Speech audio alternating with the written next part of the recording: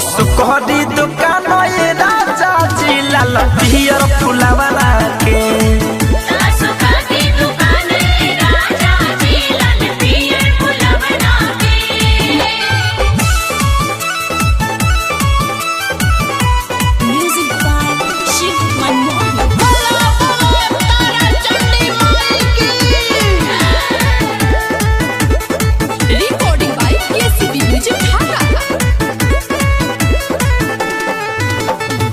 कहतानी जाई बाजार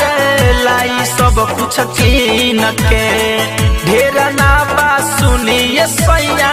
मेलावा के दिन के ए राजा कहतानी जाई बाजार लाई सब कुछ कीन के ढेर ना बा सुनिए सैया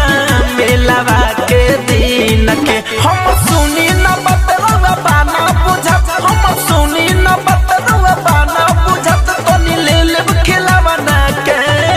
नवरात्र में सुखरी दुकान राजा जी लाल पियर फुलावना के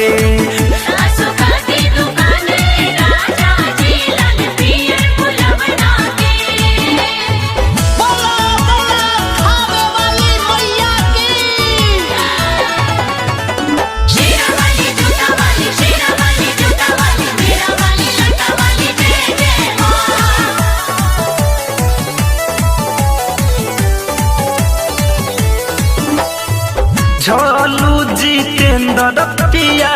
तोरी हो नया से हो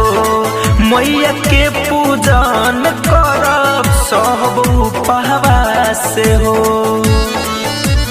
ए राजा जी झोलू जितेंद्र पिया तोरी हो नया से हो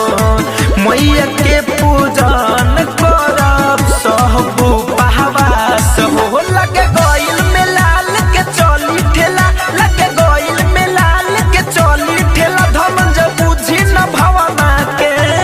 नवरात्र में सुखरी दुकान राजा जी लाल पियर